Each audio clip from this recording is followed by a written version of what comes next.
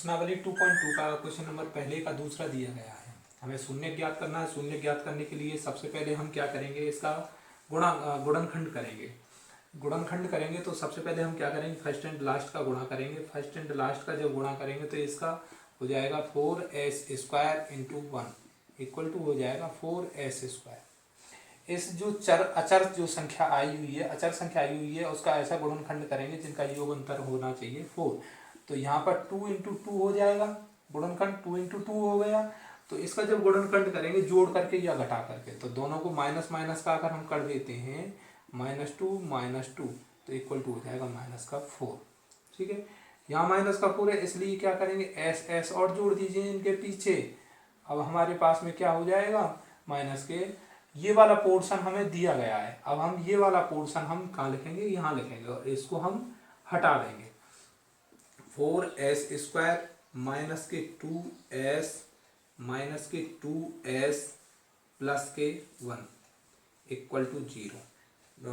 दो स्टेप बना लीजिए, पहला स्टेप एंड सेकंड स्टेप। इस स्टेप में सबसे पहले हमें देखना होगा कि कॉमन क्या चीज़ है। यहाँ पे 4 से डिवाइड भी गुणनखंड हो सकते हैं और 2 भी है यहाँ पर। तो इसलिए क्या करेंगे, एक ऐसी संख्या देखेंगे जो 4 भी डिवाइड हो जाए और 2 भी डिवाइड हो जाए। तो 2 आ गई हमारी ऐसी, क्योंकि 2 से 4 भी डिवाइड हो जाएगा और 2 भी डिवाइड हो जाएगा। अब यहाँ पर दोनों जगह s कॉमन है तो हम इसमें से एक s ले लेंगे। तो 2 दूनी 4, 2 टाइम गया, s से एक s कट गया, एक s बचा, 2s एकन 2s मतलब कि 1 टाइम, कोष्टक बंद। दूसरे स्टेप में आएंगे, यहाँ पर ना तो 2 अगर हम कॉमन लेते हैं, यहाँ पर हम 2 कॉमन लेते हैं लेकिन यहाँ 2 नहीं है, इसको छोड़ दीजिए।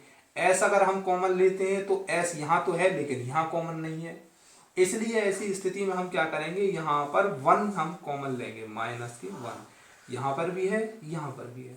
तो इसलिए 2s माइनस के 1, क्योंकि माइनस से इसमें जब हम भाग देंगे तो माइनस का हो जाएगा, माइनस से प्लस में भाग देंगे तो माइनस का हो जाएगा, इक्वल टू 0। एक कोष्टक में दोनों ये देखिए सेम टू सेम आ रहे हैं, इन दोनों को एक कोष्टक में ले लेते हैं 2s माइनस के 1, इन दोनों को एक कोष्टक में ले लेते हैं 2s माइनस के 1 इक्वल टू 0।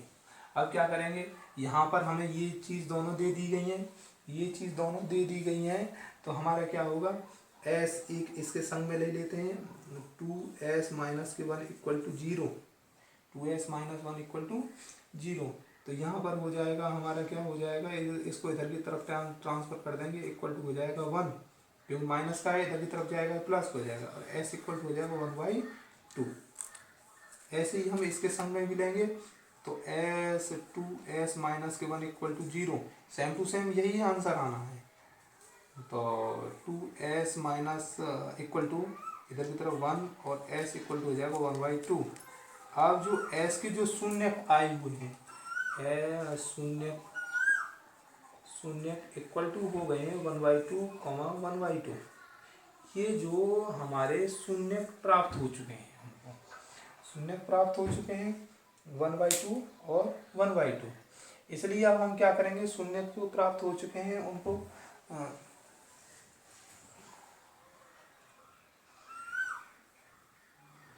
उनके द्वारा हम संबंध स्थापित करेंगे।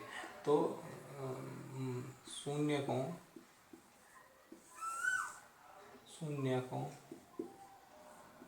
का योगफल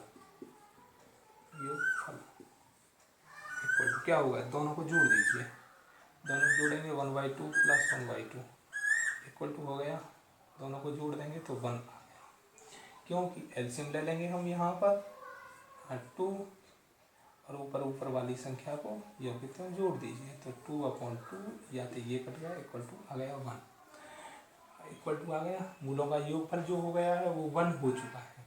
अगर हम दूसरी स्थिति में बात हम करते हैं तो हमारा जो सूत्र के द्वारा आता है, शून्यकों का योगफल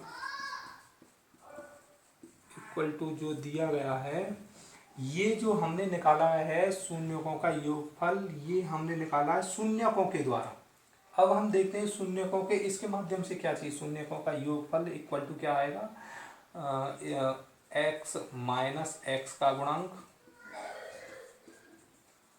अपॉन एक्स स्क्वायर का गुणांक।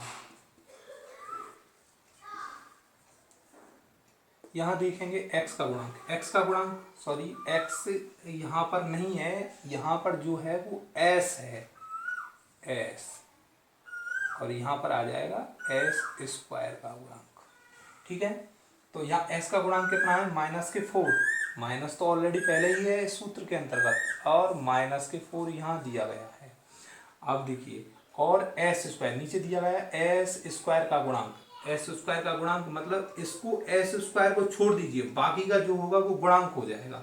तो 4 है यहाँ पर, तो अपॉन 4 इक्वल टू हो जाएगा माइनस माइनस प्लस हो गए, 4 एकम 4 1 आ गया। तो योगफल जो आ गया है वो 1 आ चुका है, योगफल जो आया है 1 आया है।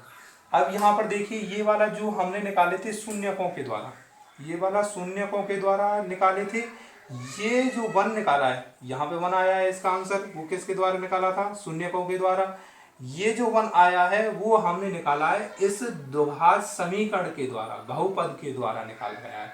इसलिए ये शून्यक और इस गुणांक, ये गुणांक हैं हमारे, ये गुणांक दिए गए हैं, ये गुणांक दिए गए हैं, ये वाला गुणांक दिया गया है, ये वाले गुणांकों में दोनों में ही संबंध स्थापित हो चुका है। अब हम निकालेंगे शून्यकों का गुणनफल, शून्यकों का गुणनफल, गुणनफल इक्वल टू हो जाता है, शून्य कहाँ है, ये वाले, इन दोनों का गुणा कर दीजिए मात्र, 1/2 इंटू 1/2 इक्वल टू हो गया, ऊपर ऊपर का गुणा करेंगे, नीचे नीचे का गुणा करेंगे, 1 एकन 1, 2 दूनी 4 नीचे, ये हो चुका है। शून्यकों का गुणनफल कितना आ चुका है, 1/4 आ चुका है। अब हम क्या करेंगे, सूत्र के माध्यम से शून्यकों का गुणनफल निकालेंगे, शून्यकों का गुणनफल इक्वल टू होगा अचर पद बटे एक्स स्क्वायर का गुणांक।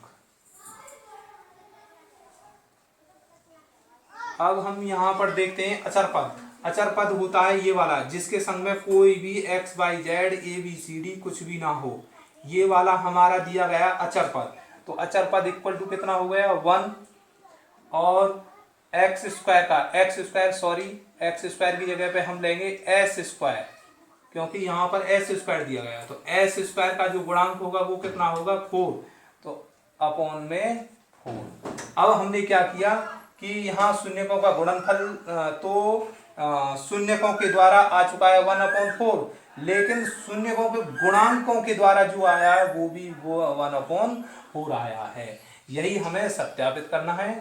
थैंक यू, धन्यवाद।